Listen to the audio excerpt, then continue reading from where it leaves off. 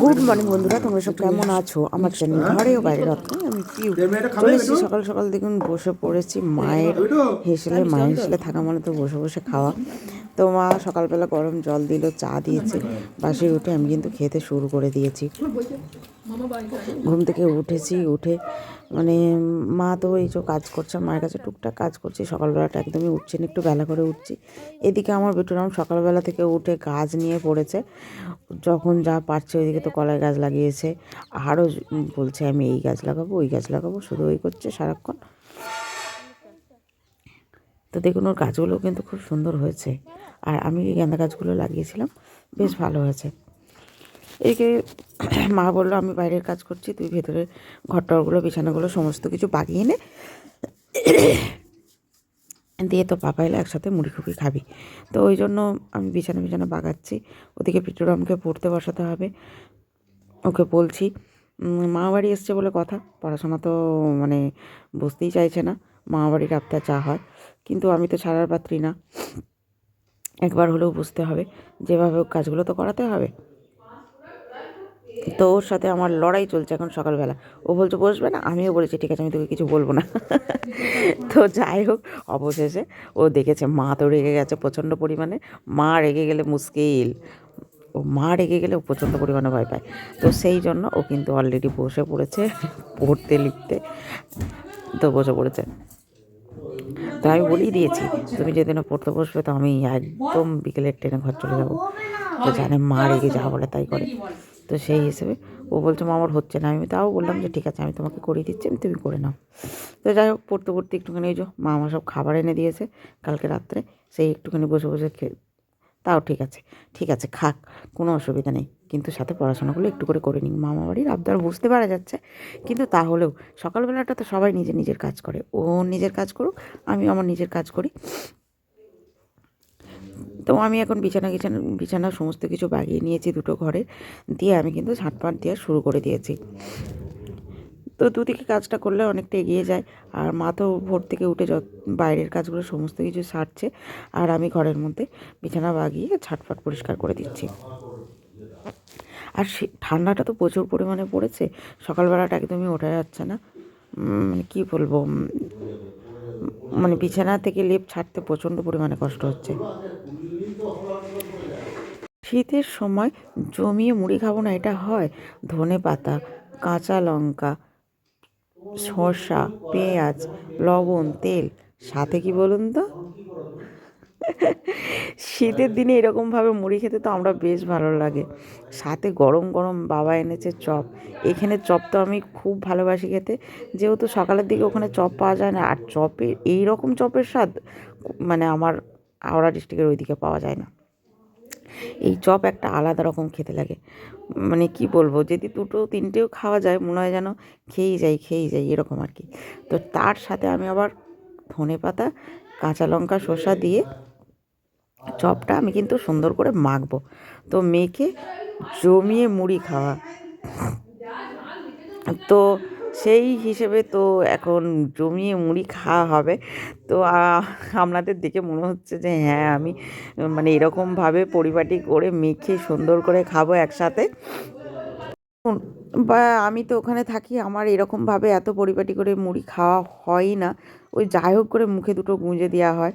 আর মায়ের কাছে এসেছি মানে এরকমভাবে বসে দাঁড়িয়ে সত্যিই কিন্তু খেতে খুব ভালো লাগে। বিশেষ করে সকালবেলা গরম গরম চপ মেখে জল ঢেলে যে মুড়ি খাওয়ার স্বাদটা, সেটা একটা অন্যরকম। তো যাই হোক, আমার তো খেতে ভালো লাগে, আপনাদের হয়তো ভালো লাগে কি লাগে না সেটা আমি জানি না। অলরেডি দেখুন আমার কিন্তু চপ মাখা হয়ে গেছে, সাথে আবার একটা গরম চপ নিয়েছি। আজকে আমি চপ দিয়ে জমিয়ে মুড়ি খাবো। আমি কিন্তু বাবাকে বলে দিয়েছিলাম বাবা আমার জন্য কিন্তু তুমি দোকানে চপ আনবে। তো বাবা আমরা সবাই মেখে কিন্তু খেতে শুরু করেছি। এদিকে আমার বেটর আমাকে অনেক কষ্ট করে পড়তে বসেছি, পড়াটা হয়ে গেছে, আমাকে শোনাতে এসেছিলো, খুব আনন্দ। আমি তো খারাপ বল, তো ওই জন্য আমি বললাম আমি বসিয়েছিলাম বলে তো তোমার পড়াগুলো হয়ে গেল। সব আছে, সব তো রেখে বললো দিয়েছি হ্যাঁ। মা। তো এইদিকে দেখুন মা ওরা তো ওখানে খেতে যাবে কাজ বাড়িতে। তো ভাই কী করেছে, আমার জন্য চিকেন এনে দিয়ে গেছে, তো দুবেলা রান্না হয়ে যাবে। তো বাবা তো খেতে যাবে না, প্রচণ্ড মানে তরকারিতে ঝাল মশলা, মানে কাজ বাড়ি রান্না যেরকম হয় আর কি সেরকম রান্না হচ্ছে। তো বাবা আমি পাতলা করে ঝোল রান্না করব, তো ওই জন্য চিকেন নিয়ে এসছে, চিকেন আর একটুখানি চিকেনের ঝোল আর একটু কী করা যায় দেখা যাক। তো সেইটুকু রান্না করব। তো চিকেনটা নিয়ে এসেছি দেখুন, একদম আমি লবণ মাখিয়ে মানে লেবু দিচ্ছি, তারপর দেবো লবণ, নুন, হলুদ সমস্ত কিছু একসাথে মাখিয়ে রাখবো। মাখিয়ে রেখে চিকেনটা ভালো করে ভেজে ঝোল করলে কিন্তু খুব সুন্দর লাগে। ঝোলটা একটু পাতলা হবে কিন্তু খেতে কিন্তু খুব টেস্টি হবে। তো ওই জন্য মা বললো যে ঠিক আছে এইটুকুই আজকে রান্না করা হবে। তো আমি কাটাকাটি জোগাড় করে দিচ্ছি। মা ওরা আবার স্নান টান করে রেডি হবে, আজকে তো নিয়মভঙ্গ। তো সেই হিসেবে তেল, সিঁদুর, আলতা এসব পরতে যাবে, স্নান করবে। তো মাকে বললাম তুমি চলে যাও, আমি এই দিকটা যতটুকু পারছি করছি। তো মা এইদিকে আমাকে এইগুলো মোটামুটি রেডি করে দিয়েছে। মাকেও বললাম মুড়ি খেয়ে নাও, মাও খেয়েছে, সবাই একসাথে খাওয়া হয়ে গেছে। এবার মা ওইখানে একটু তেল নেবে, মাথায় সিঁদুর পরবে, এরকম আর কি। তো দেখুন অলরেডি আমি কিন্তু রান্না চাপিয়ে দিয়েছি, মাংসটা কিন্তু কষা করছি, কষে ঝোল করবো, কিন্তু আমি সাথে পেঁপেও দিয়েছি। এই শীতকালের দিনে ধনেপাতা দিয়ে আজকে ঝোল খেতে কিন্তু বেশ ভালো লাগে।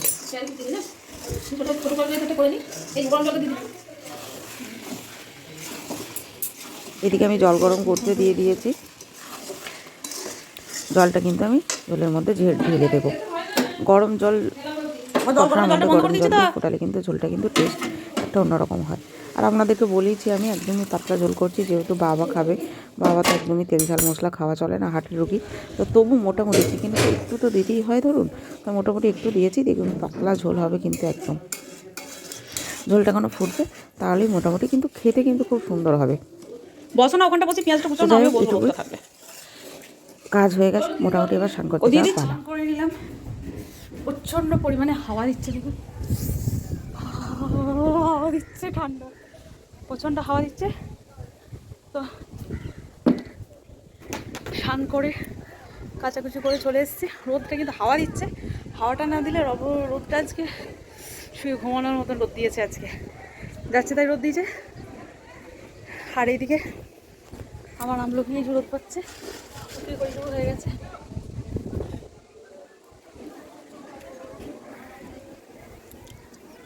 এখন একটু মিলে দিই, আমিও খান করেছি, মাত্র খুলে দিই।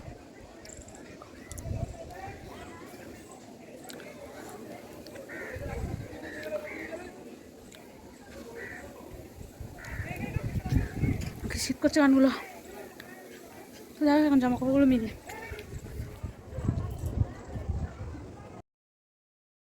এবার জামা কাপড়গুলো সমস্ত কিছু মিলে দিচ্ছি, প্রচণ্ড হাওয়া দিচ্ছে, তা মোটামুটি রোদটাও একটু উঠেছে আর সাথে হাওয়াটাও দিচ্ছে, বুঝতেই পারছেন আপনারা কীরকম ঝড়ের মতন হাওয়া দিচ্ছে। তো শুকিয়ে যাবে জামা কাপড়গুলো, খুব তাড়াতাড়ি শুকিয়ে যাবে। আর আমি একটু এসছি, ভাবলাম রোদটায় বসবো, কিন্তু এত হাওয়া দিচ্ছে, হাওয়াতে না বসা যাবে না খুব। এদিকে আমার সাথে সাথে আমার বেটুরামও চলে এসছে, বেটুরাম এসে দেখুন সর্ষেগুলো ঘাঁটছে, সব পড়বে, কুড়তে পারবে না দিদা, কাজ বাড়াচ্ছে। ছেড়ে দে। হ্যাঁ কেন বল না বলা যাবে কেন বল, চাচা না চেঁচাবো না, না চাচা না চেঁচাবো না। এই সরষে বীজগুলো গাছে এই সর্ষে মা রোদে দিয়েছে, এগুলোও নাকি ও গাছ ফেলবে, সেগুলো থেকে ও নাকি গাছ বার করবে। হবে না এগুলো খাবার সর্ষে। চলাই নিচে, বাবা নিচে এসো, বাবা নিচে এসো। আবার মা তোমার সর্ষে ছড়াচ্ছে, সর্ষে ছড়াচ্ছে, আমি নিয়ে যাবো। এদিকে অলরেডি ঝোল ফুটে গেছে, ওদিকে পেঁয়াজ পোস্ত চাপানো হয়েছে। তো অলরেডি ঝোল পেঁয়াজ পোস্ত কিন্তু কমপ্লিট, দুবেলার জন্য করে নেওয়া হয়েছে। চিকেনের ঝোল যেহেতু আমি তো একাই খাবো, বাবা খাবে আর ওরা তো ওখানে খাবে, সেই হিসেবে চিকেনের ঝোল দেখুন আমার কমপ্লিট। তো বাবাকে আমি খাবার দিয়ে আমি কিন্তু খেতে বসে পড়েছি, বাবাকেও খেতে দিয়েছি টেবিলে, আর আমি নিচে বসেছি। গরম গরম ঝোল ভাত পোস্ত দিয়ে, তো খুব সুন্দর লাগে। আমার তো আজকে খাবারটা হেভি হয়েছে, তো আমি তো অলরেডি খেতে শুরু করেছি। সাথে কিন্তু কাঁচা লঙ্কা নিয়েছি, পোস্ত আর মাংসের ঝোল দিয়ে খাবো আর সাথে কাঁচা লঙ্কা হবে না, এটা হয়? তো কাঁচা লঙ্কাটা একটা আলাদা রকম খেতে লাগে, আমি তো বেশ ভালোবাসি খেতে। খিদেও প্রচণ্ড পেয়ে গেছে, আর গরম গরম এই ঠান্ডার মধ্যে গরম গরম মাংসের ঝোল দিয়ে আর সাথে পেঁয়াজ পোস্ত, খাবারটা একবারে অসাধারণ জমে যাবে। তো অলরেডি চলুন আমি এখন খাবার খেয়ে নিই, ঝোল ভাত পেট পুড়ে তারপর চলে এসেছি ছাদেতে একটু ছিলাম, এখন কিন্তু হাওয়াটা বন্ধ করে দিয়েছে। একটুখানি আমি ইনস্টাগ্রামে শর্টস বানাচ্ছিলাম, আবার একটুখানি লাইভে এসেছিলাম। তো সমস্ত কিছু করে এখন অলরেডি জামা কাপড় তুলে নেওয়ার পালা। হাওয়াটা কমে গেছিলো বলে আমি কিন্তু চলে এসেছি। এদিকে দেখছি সারাদিন করেছি। আর এদিকে দেখুন সন্ধ্যাবেলা আমার বিক্রম কিন্তু এই এতদিন এসছি, এতদিন বলতে 4-5 বই দিন মেলা এসছি। ও আমার বিক্রম যাচ্ছে কিন্তু ওর একদিনও মেলা মামার দেখতে সাথে যায়নি। বই মেলা। আজকে যাচ্ছে আমার আমার জন্য কি নিয়ে আসবি রে? মামার সাথে। ওর মামা একদম নিয়ে যাচ্ছে বাদাম সাথে বেশি করে, নিয়ে আর আসবি। ওকে তো সমস্ত বাদাম বেশি কিছু তার সাথে করিয়ে লবণ। দিয়েছি ঠান্ডাতে। এ ওর বাবা মামা বললো আস্তে আস্তে বসে একটু তোমার জন্য যাইতে গোড়া নিয়ে নিয়ে যাবে। মারবো। আর আমার জন্য কিছু আনবে না বাদাম বলছে। বাদাম ইয়ে নিয়ে আসবি, তার সাথে লবণ দেবে। হ্যাঁ হ্যাঁ 100 নিয়ে আসবি।